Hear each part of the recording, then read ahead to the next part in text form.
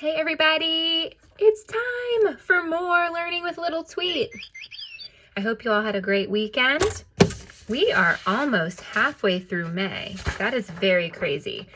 Oops, I didn't write what day it is. So it's Monday, May 11th, and we are working on, let me just write it real quick. Day 29 lessons. Okay, so Monday, May 11th, we're working on day 29 lessons. Here's what you need for reading and word work.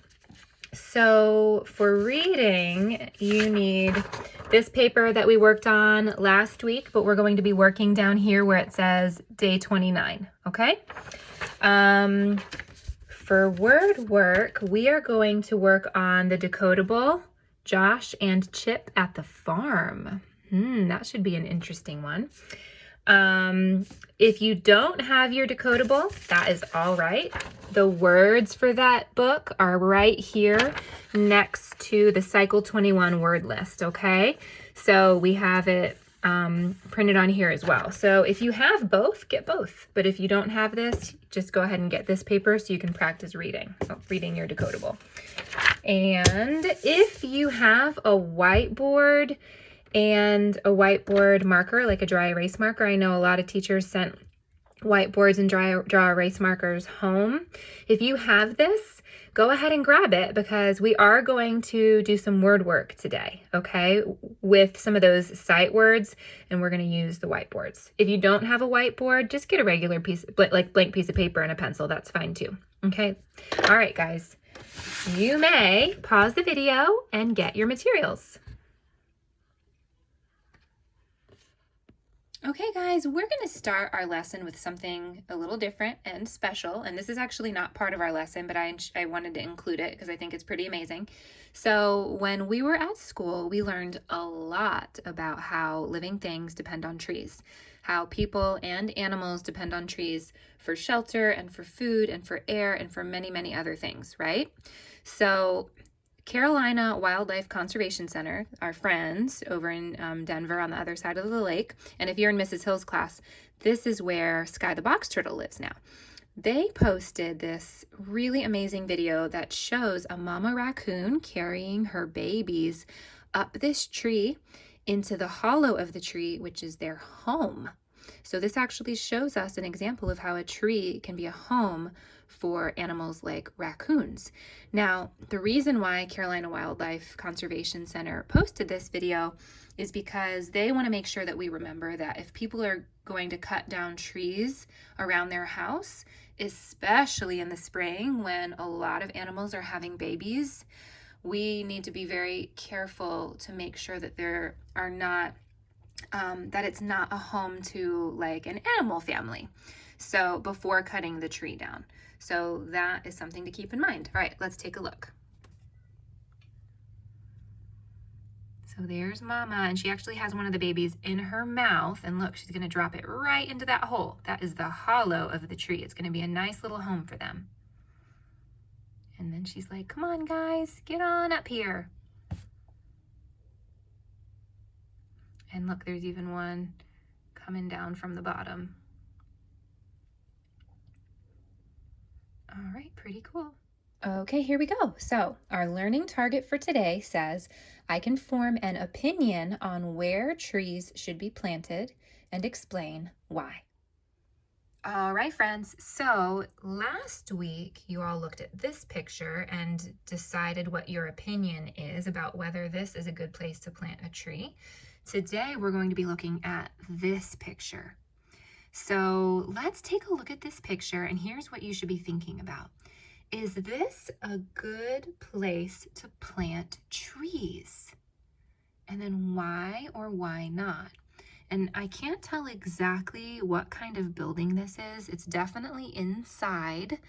It might be like a shopping mall or an airport or a museum or something like that. But let's go ahead and take about 5 seconds to think about that. Is this a good place to plant trees? Why or why not? Okay, go ahead and whisper your ideas to Little Tweet. He is so excited to hear your thinking.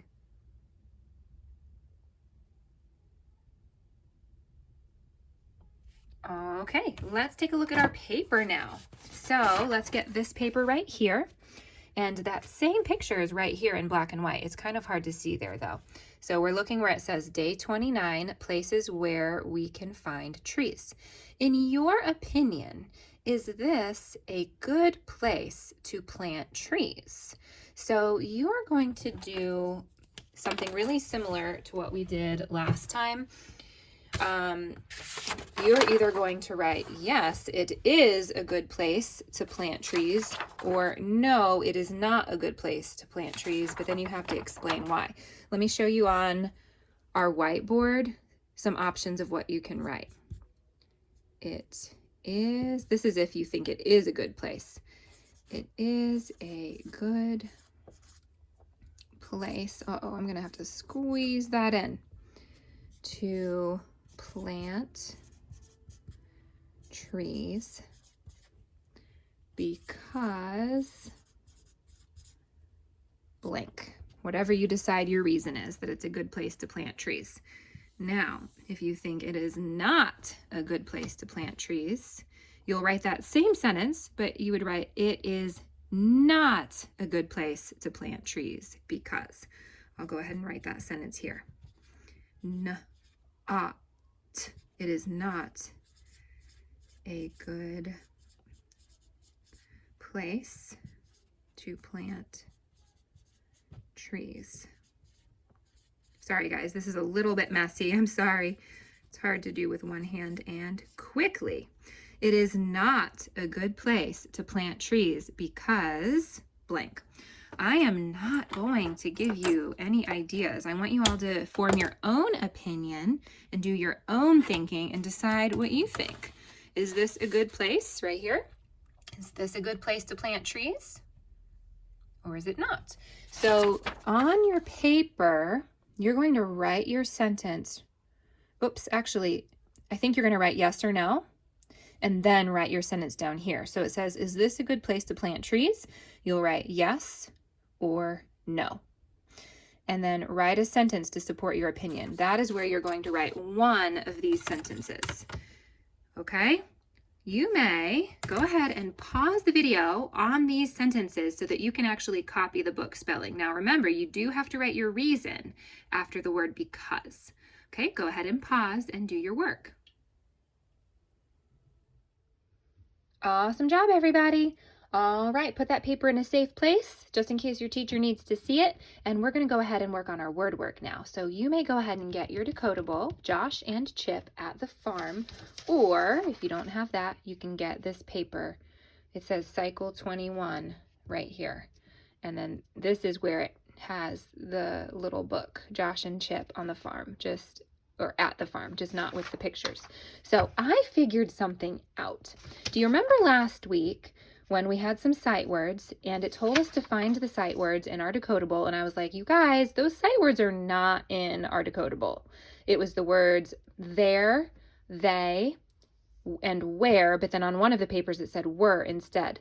Well, guess what, guys? I think they just got the weeks mixed up because those words are all in this decodable. So in this book, we have the words that we practiced last week. And I figured out it actually was supposed to be the word where, not the word were. So in this book, you will see the word there. Remember, it has TH at the beginning, there. You will see the word where. Hey, those rhyme. There, where. They just have a different sound at the beginning, right? They both have digraphs at the beginning. W and H together. So there, where, and then we have they. Now, they has, they has TH at the beginning also.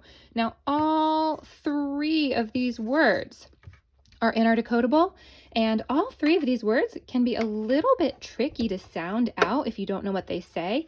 That's why it's really good to glue these in our brain so that when we see them in our books or when we want to use them in our writing, our brain just knows them, okay? It just remembers. All right, let's read our book. I'm going to read it first, and then I'm going to let you guys have a chance to read it. Josh and Chip at the farm. So I remember, that Josh and Chip. Josh is a little mouse, and I think Chip is this cat. Josh and Chip get in a bus. Whoa.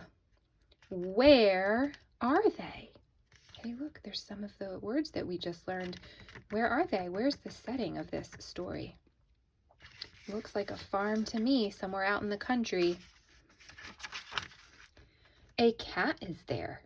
They chat with the cat. They see a pig in a pen. There is a lot of mud. They see a hen and a rat. They get on the bus. So it's almost like they had a little field trip to the farm and then they got on the bus. Where do you think the bus is going to take them?